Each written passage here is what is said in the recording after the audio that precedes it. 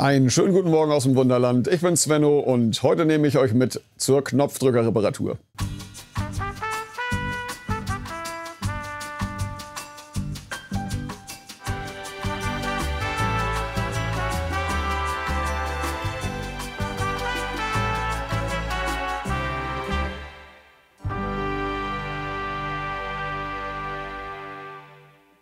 Wir sind hier jetzt im Abschnitt Venedig. Arne hat mir Bescheid gesagt, dass der Knopfdrücker Petri Heil nicht funktioniert. Die Geschichte von diesem Knopfdrücker ist, dass jemand angelt in einem Fleet von Venedig und dort aus Versehen den Stöpsel zieht. Das Wasser läuft dann nach unten ab. Hier ist ein Becken drunter, wo sich das sammelt.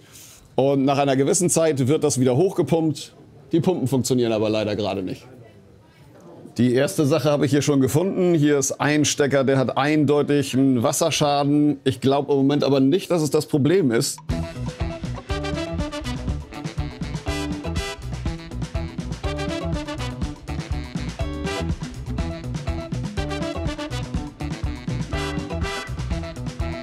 Ich habe 2010 angefangen hier zu arbeiten. War aber nicht die ganze Zeit im Wunderland. Ich hatte den Plan, auf dem eigenen Segelschiff einmal auf der Barfußroute um die Welt zu segeln. Und das habe ich zwischenzeitlich für ein paar Jahre gemacht.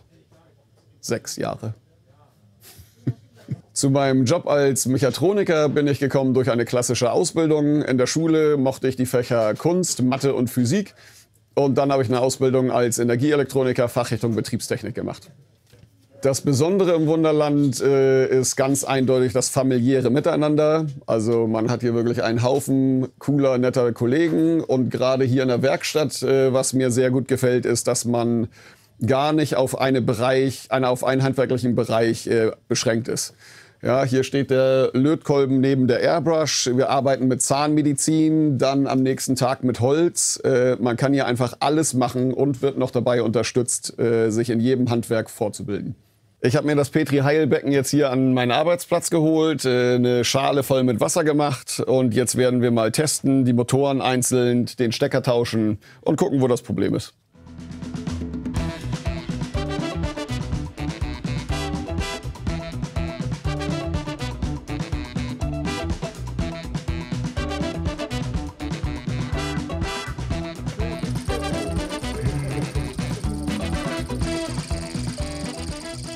Ich habe die Pumpen hier jetzt einmal an das Netzteil angeschlossen. Beide Pumpen funktionieren, Wasser wird gefördert. Das heißt, wir müssen ein Problem mit der Spannungsversorgung haben. Und da sind wir wieder bei unserem korrodierten Stecker. Den machen wir jetzt einmal neu.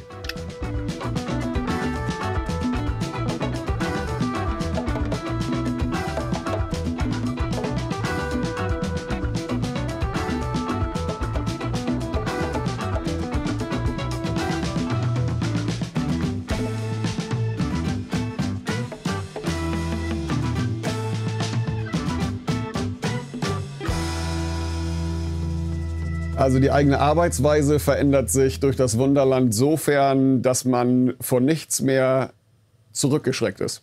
Wir arbeiten hier mit so vielen verschiedenen Sachen. Wir machen hier so viele Dinge, die vorher noch nie gemacht worden sind. Und hier wird man einfach drauf getrimmt. Gibt's nicht, hat noch niemand gemacht. Ach, aber ich probiere das mal.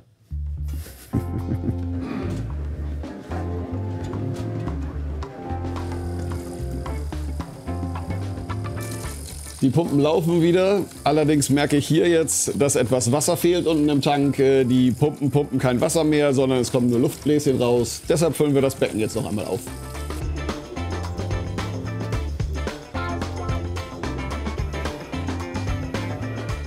Der Morgen fing ja jetzt schon gut an, aber der Petri Heil Knopfdrücker ist fertig, ließ sich schnell reparieren. Deshalb gehen wir jetzt hoch nach Skandinavien und ich starte mit meiner eigentlichen Knopfdrückerrunde. Das Wunderland prägt einen in manchen Dingen schon sehr. Zum Beispiel habe ich auf einer Wunderland-Weihnachtsfeier mal diese richtig heiße Arbeitskollegin abgeschleppt. Und neben der bin ich heute Morgen, 10 Jahre später, immer noch glücklich aufgewacht. An meiner Tätigkeit gefällt mir besonders gut, dass wir hier jeden Morgen wie ein kleiner Sherlock Holmes durch die Anlage gehen und wir ein Detektiv nach Fehlern suchen und die dann beheben. Hier startet mein Alltag. Wir sind jetzt bei der Knopfdrückerrunde. Die machen wir fast jeden Morgen. Hier sind wir in Skandinavien. Da bin ich der Abschnittspate. Ich kümmere mich um die Elektronik, um die Knopfdrücker, Leo um die Schiffe und Felix um den Modellbau. Ich laufe jetzt einmal rum und da achte ich besonders drauf, dass Beleuchtung funktioniert, dass modellbauerisch alles in Ordnung ist und natürlich, dass die Knopfdrücker alle funktionieren. Und die gucken wir uns jetzt alle nach und nach mal an.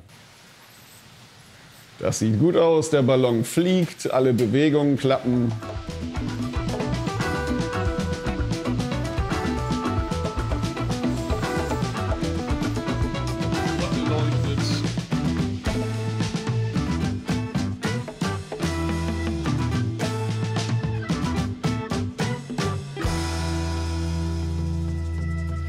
So, hier ist ja eins unserer Easter Eggs. Hilfe, ich werde entführt, lass mich sofort runter. Die Figur, die um Hilfe schreit, wenn in ihr gezogen wird. Und da sehe ich, dass sie schon ganz schön abgegrabbelt ist. Ein bisschen abgegrabbelt darf sie gerne sein, weil das ja tatsächlich die einzige Figur im Wunderland ist, die der Gast gerne greifen darf. Aber die ist jetzt schon so abgegriffen. Das merken wir uns mal und machen die nachher vielleicht neu.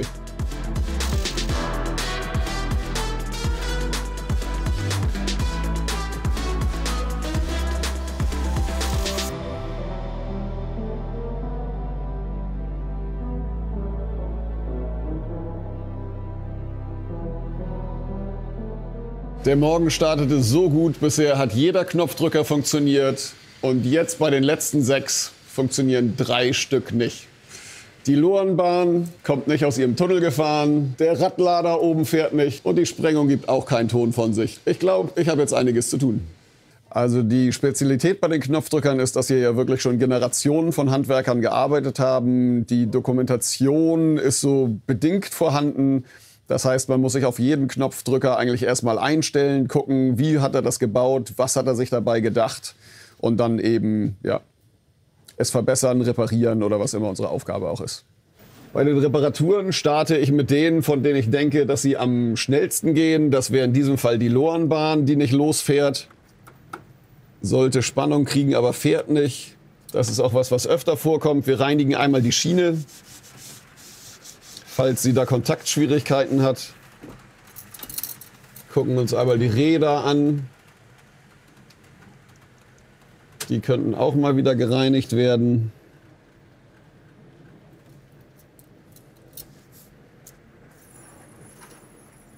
Da läuft sie aber schon.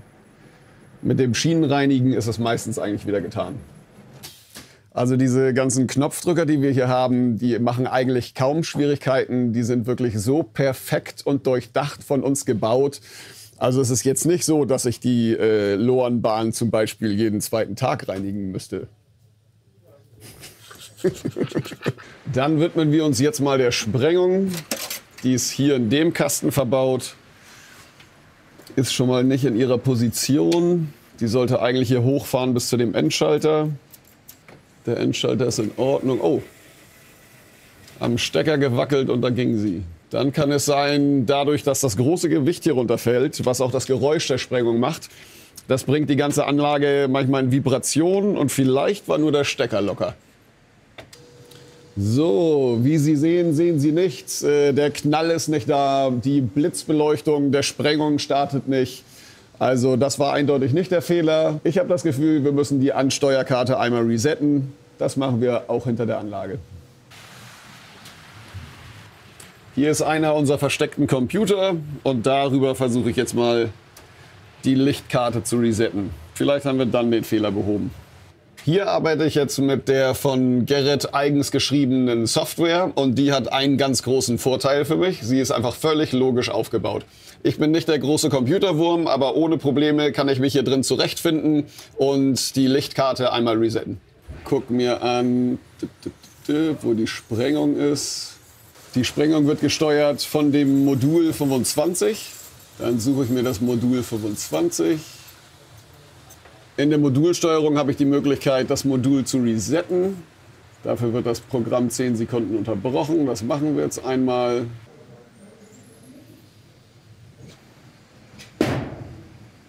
Das sieht sehr gut aus. Die Sprengungen blitzen, das Geröll kommt oben von der Decke, es knallt ordentlich. Damit haben wir 2 von 3 Problemen schnell behoben. Jetzt kommen wir zu dem meiner Meinung nach kompliziertesten Problem, dem Radler da oben. Mal gucken, was dem fehlt.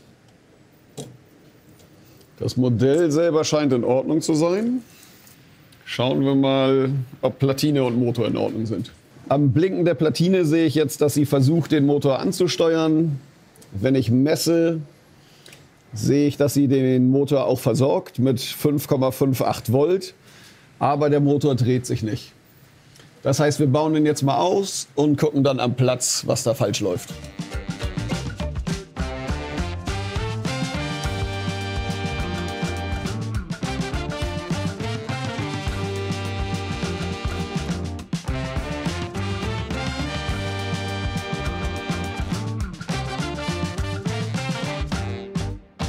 Meine Lieblingsknopfdrückeraktion spielt sich am Haus in Venedig ab. Darüber habt ihr ja schon mal berichtet und dann hat YouTube das Video erst ab 18 freigegeben.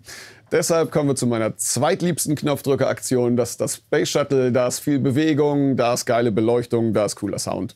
Der Radlader, der ist in Ordnung. Also an dem Modell funktioniert alles. Schauen wir uns mal den Arm genauer an, die Endschalter und checken einmal den Motor genau durch.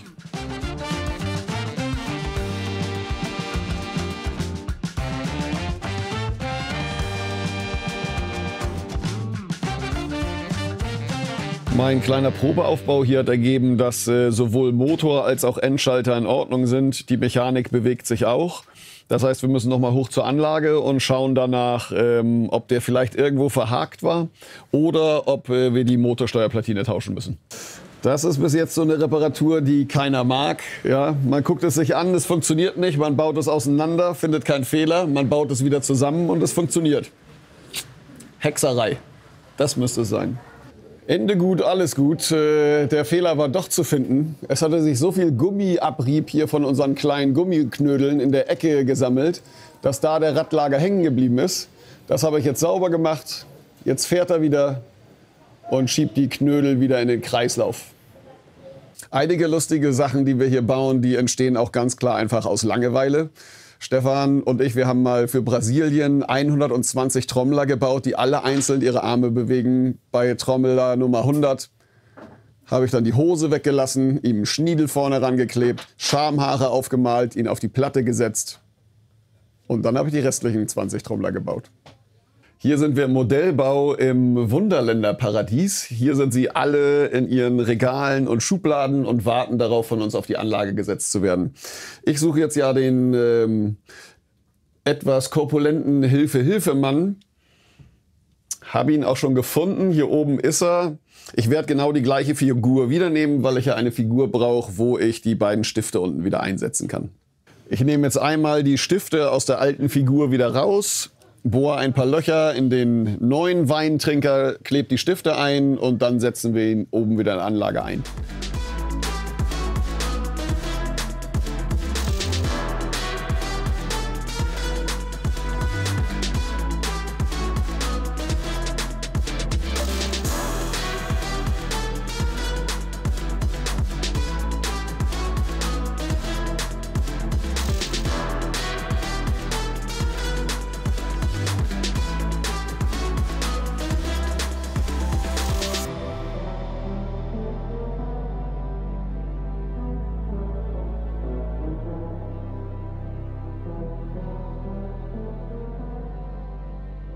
Unser Hilfe-Hilfe-Männchen sitzt wieder und fängt wieder an zu jammern, wenn dran gezogen wird. Seine Arme sind wieder dran, seine Flasche ist wieder dran. Das haben wir fertig gemacht und hier könnt ihr eine Sache sehen, warum ich das Wunderland so liebe.